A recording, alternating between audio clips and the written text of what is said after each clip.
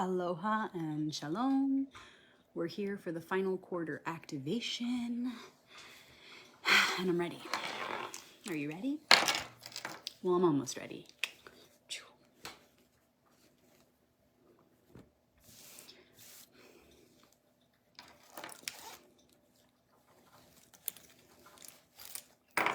So, the final quarter moon, what is it? All right, we had the full moon activation last week, and that's where the fullness of the picture was revealed, right? The whole picture was illuminated. That's what you think of when you think of the full moon. As much as we could possibly be revealed, we were last week. That was that part of the cycle. And now we're at the final quarter, and this is where we integrate everything that we took in this past week. So we integrate that, we take it all in, we do what we have to do in thought, speech, and action to prepare for the new moon ahead, which represents a new cycle, a new beginning.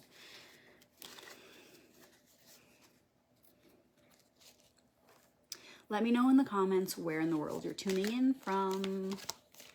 I'm tuning in from Sedona, Arizona. I'm just going to shuffle while you do that.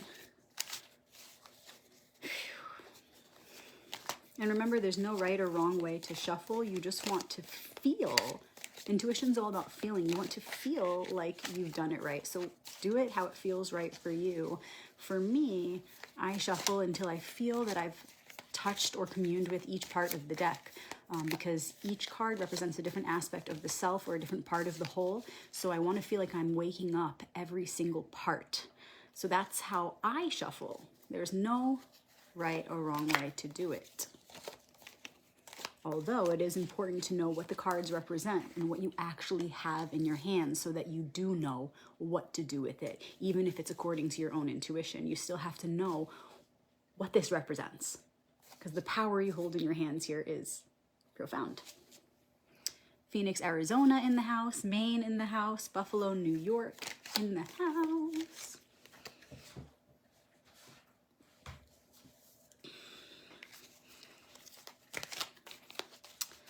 All right.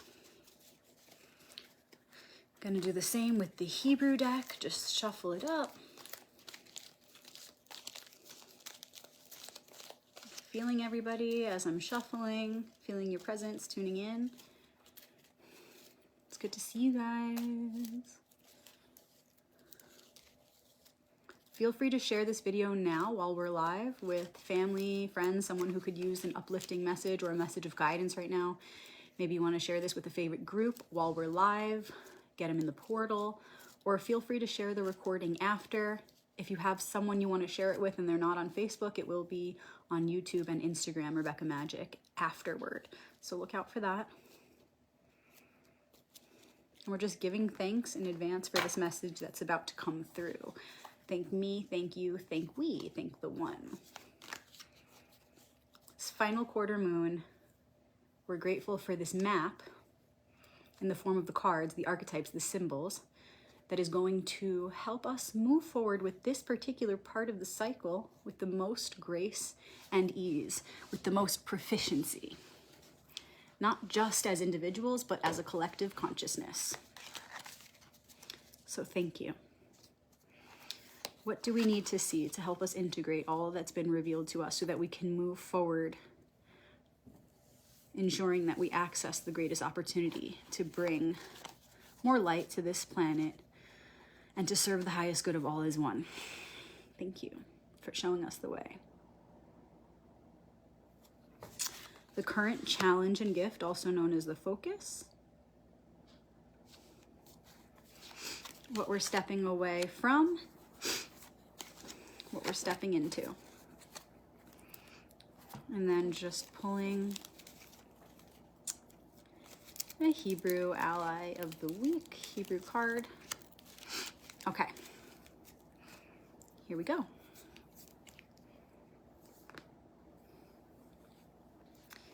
The challenge and gift, also known as the focus. This is the Ace of Swords. We recently did a whole class on this card, so if you want to go deeper, now would be the time, since this is coming up as the main focus of this entire reading. Just send me a message and ask me about the Ace of Swords class. This being the current focus, what does it mean? Aces are initiations within the suit that is pulled. So here we have swords, and it's the suit of challenges.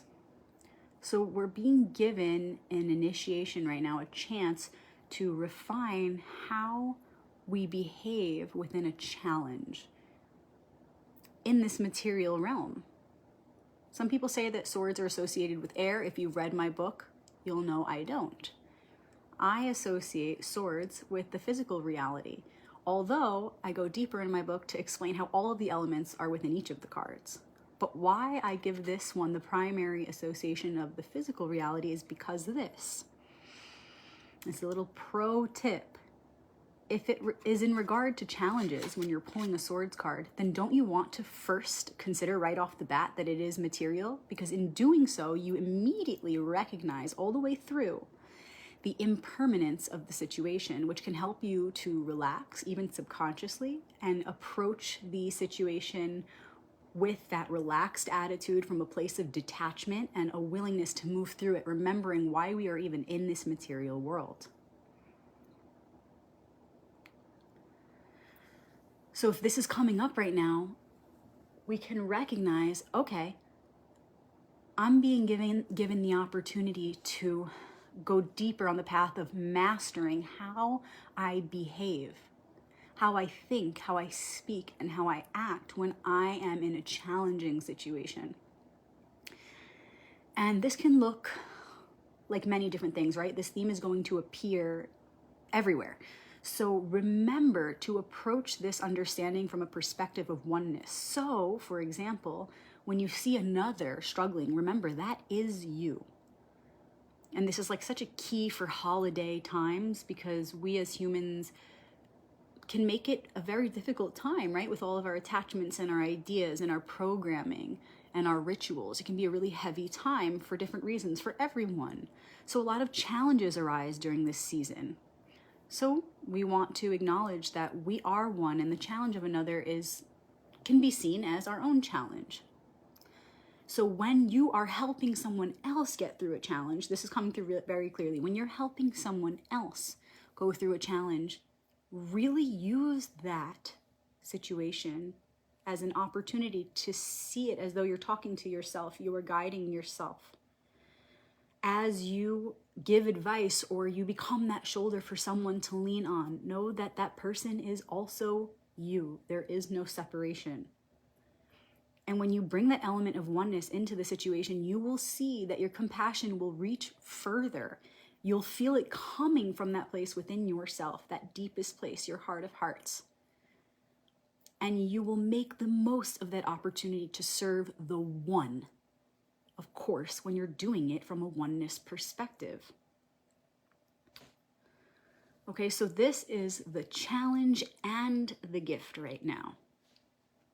It is the focus, Ace of Swords, an initiation within the realm of challenges. So understand, too, when you are personally going through a challenge, that whatever you do right now to face that challenge is going to have an impact on you, not just within this particular situation, but forevermore. Because these lessons, these archetypal lessons, whatever we make of them stays with us forever. It ripples out. It has an effect that goes on forever. Because each of these archetypal situations bring an opportunity to cultivate more light, to expand on the light that already has eternally been existing. So if you seize that opportunity and you make the most of it, and more light comes into this world, that's a light that will go on forever, affecting future generations to come forever. Okay, so understand, for example, that when you're facing a challenge, however big or small, you first want to acknowledge, okay, this is temporary. Challenges are temporary. So let me not detach in a way that's unhealthy, not detach where you disassociate, but let me detach in a sense that I'm remembering I am in this world, but I am not of it.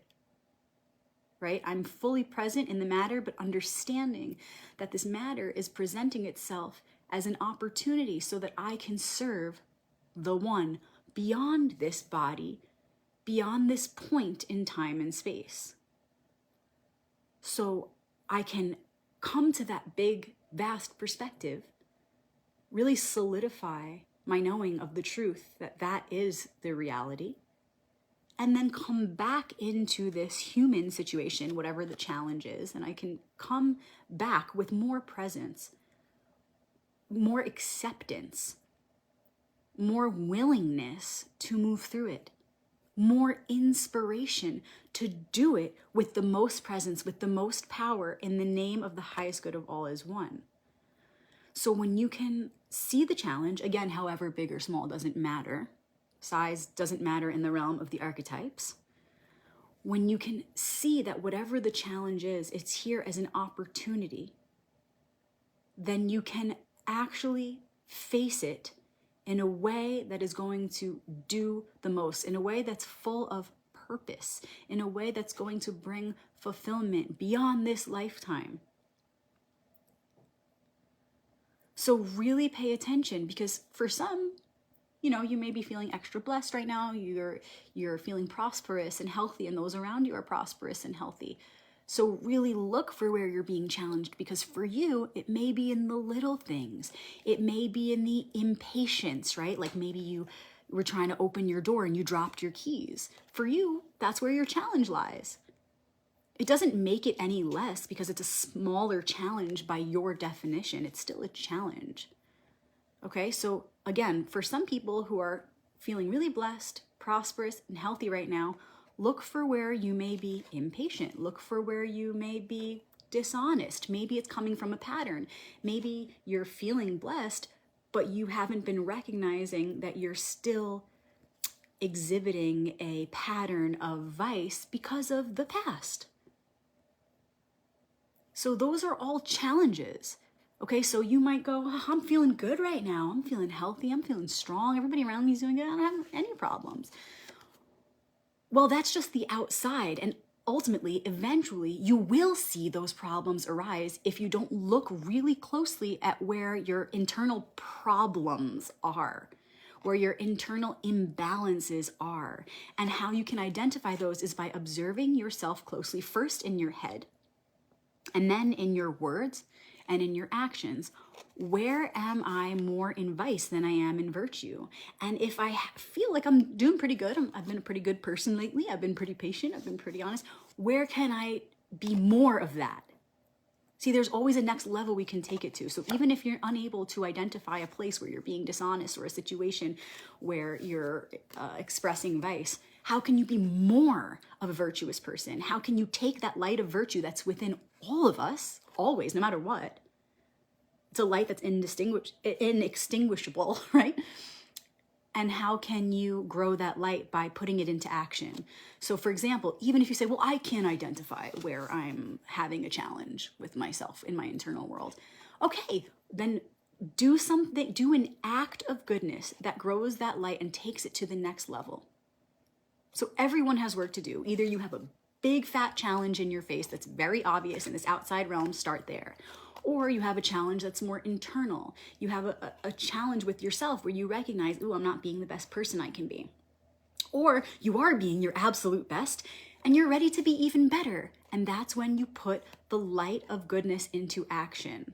And no matter where you are on that spectrum, actually, the answer is the same. Putting the light of goodness into action.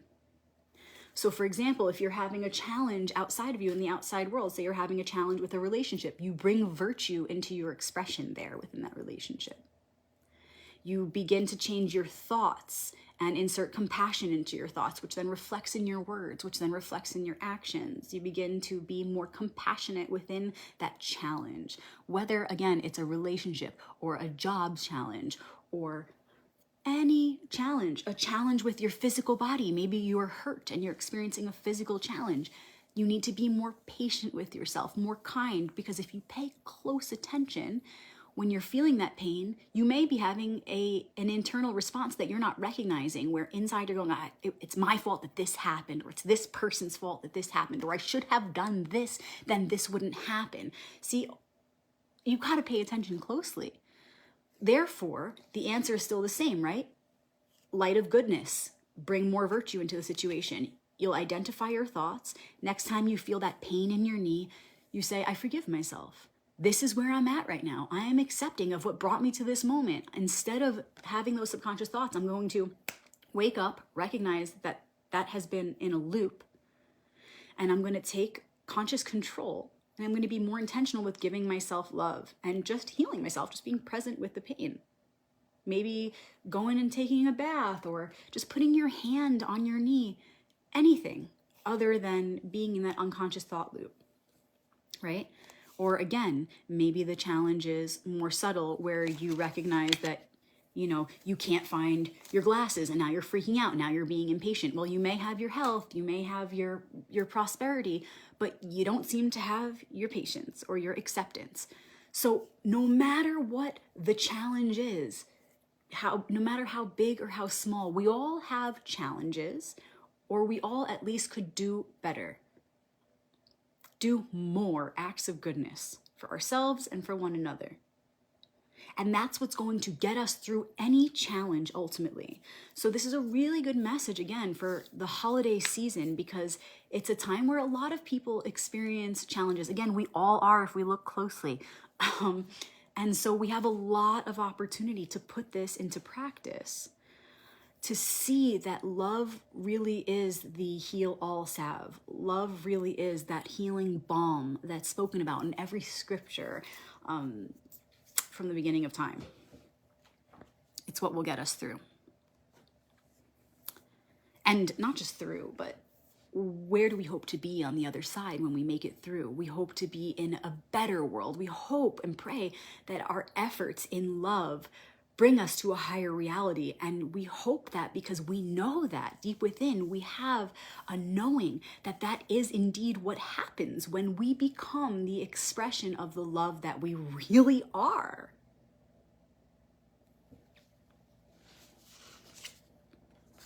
I was just going to say a star because it rhymes, and I was going to hold this up, but I did that in my mind. But anyway, look who popped up. I didn't have to say it, because here she is. So the star comes up as the card of the past. So this is powerful. We have an ace and we have a major arcanum, the star. This is where we're walking away from, okay? And the star is in between 16 and 18. She's 17. So it's the part of the story where the tower already fell. We're waiting for the ripples to settle so that we could see our own reflection clearly again. So that after the big fall of all that was not serving, we can return to ourselves more whole and more clear than ever before.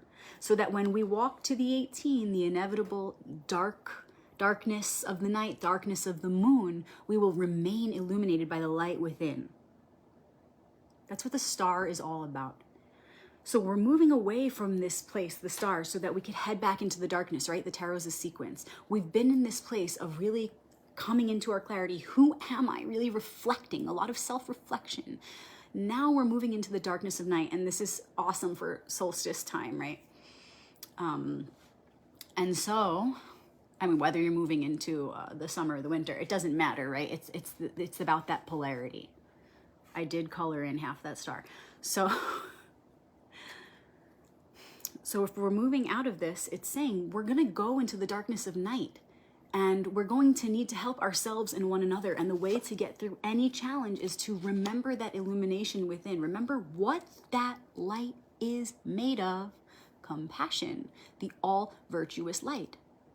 And remember that the way to stay in that light and to bring more of it to our shared world is by taking on opportunities which are ever present to be virtuous. Because when we are any of the virtues, when we are embodying honesty, kindness, moderation, any of these, we are vibrating at a frequency that is a part of that all virtuous light of compassion, that light of the Creator, that eternal light, our truest expression.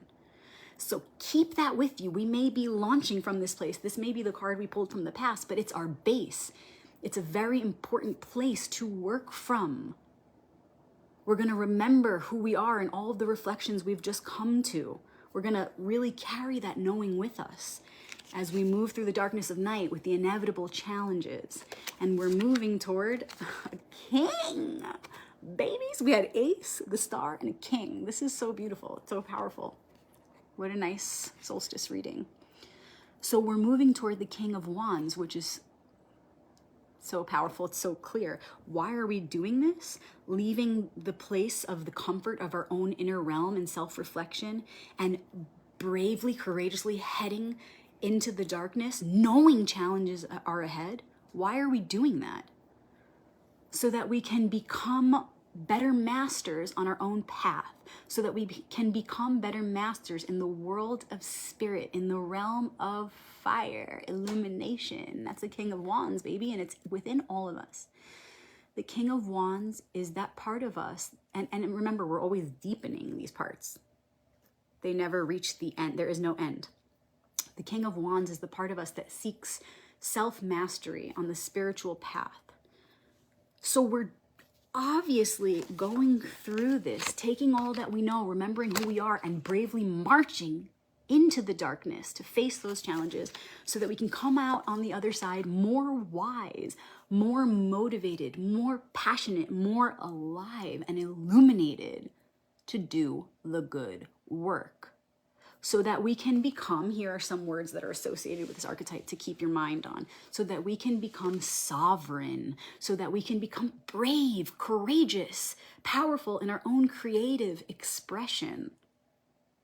These are all qualities of the King of Wands. This is why we're going through this, because we know there's nothing to fear. The challenges are temporary. So I'm going to go right toward that darkness and know that it is me. And there's nothing I can possibly face that isn't me and isn't something I can't touch with light and heal and move through and transform and alchemize.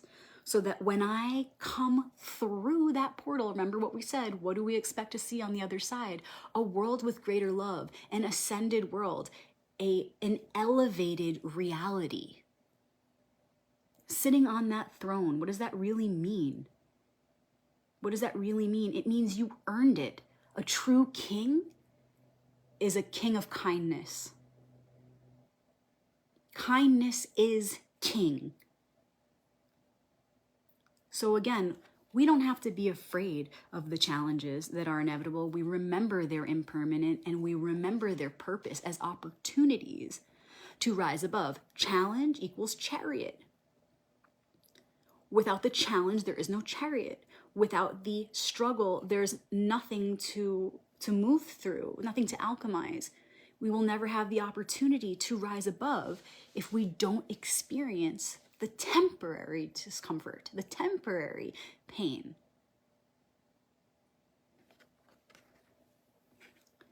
So we're moving through this so that we can become better masters on our own paths. And so that we can also collectively refine this archetype within the whole. Because while we each have this archetype within us, there is a shared King of Wands, right? At the root of this all. And as we do our work individually to activate this archetype and refine this archetype, it does something really beautiful for the world. So imagine as you do this work that you're not only feeding your own expression of this archetype and waking him up within you, you're waking it up within the world. And let's revisit what that looks like.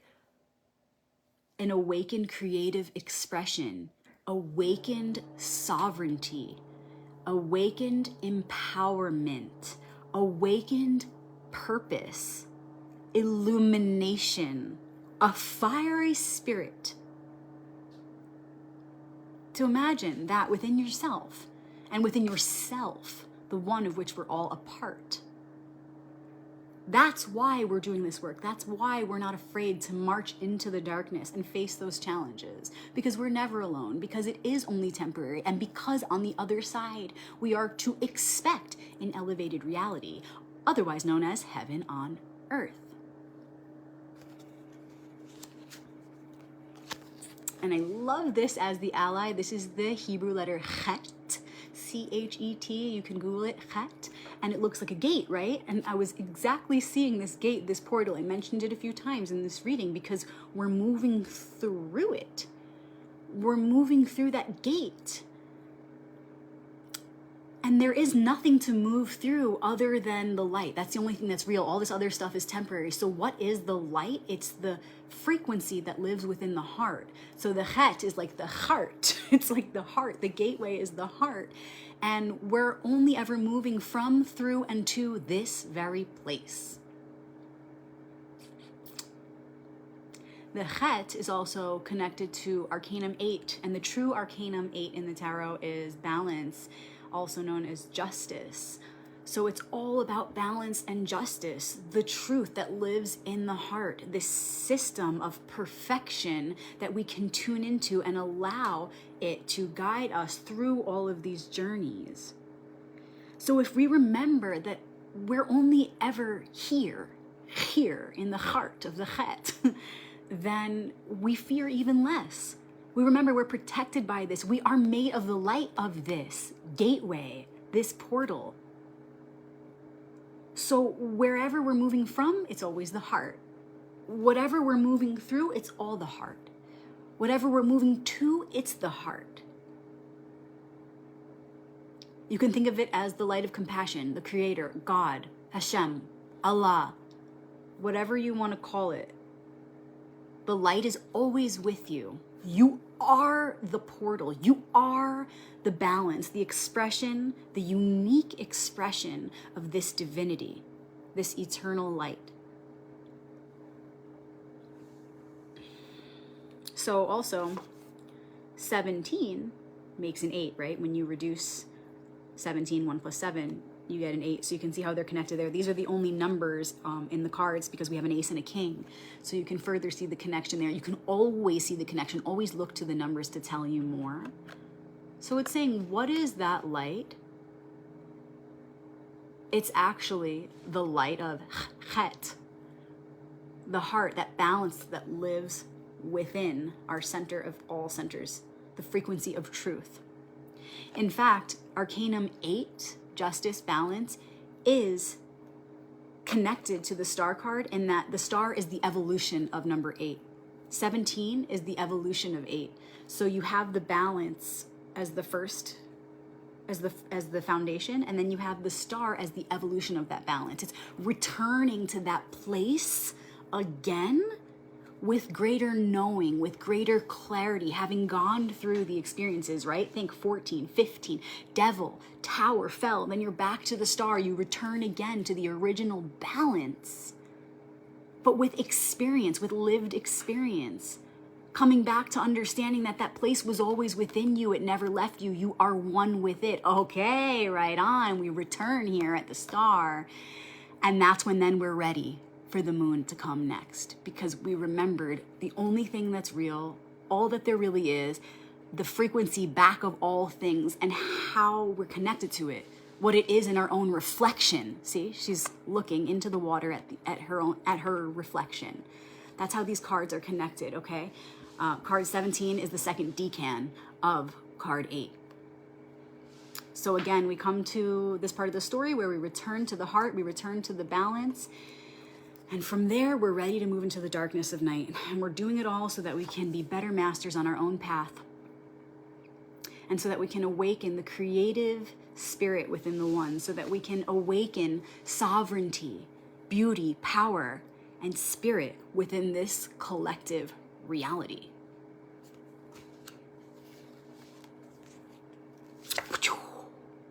With truth as your sword. Get it done for the one. Thank you guys for being here for this activation. Another super powerful one. So excited. If you know someone who could benefit from hearing this activation, please get them in the portal. And enjoy this season and all seasons with your loved ones. Make the most of every moment. I look forward to meeting you guys again next week for the new moon. It feels powerful already. I can already feel it. So thank you for coming back again and again every week. We've been doing this for years and years now. So cool. And if this is your first time, welcome. If you want to give back for these readings. If they have moved you or touched you in some way, please send me a review, or you can write it on facebook.com/royalpathtarot. You can email it to me at info@royalpathtarot.com, or you can private message me here. If you want to do a donation, I'm on Venmo, Rebecca-Magic, or reach out to me if you want to do that privately. I am taking one-on-one readings right now, recorded readings I can do super easily. So if you want a reading and you're really needing help right now, that's something I can do right now. Readings also make the best gift for the holidays. If you know someone who's been kind of wanting one or needs one, or even if they're going through a really blessed time in their life and you want to enhance it like a cherry on top, a reading works for any situation. It is the gift that keeps on giving. It's so magical because it gives the person getting the reading such a renewed and awakened sense of self. I am the archetypal activator. I'm not just a tarot reader. So consider that for the holidays if you've been looking for the perfect personal gift to give. I love you guys. This was awesome. Happy everything. And I will see you in a week for the new moon activation. Aloha and shalom.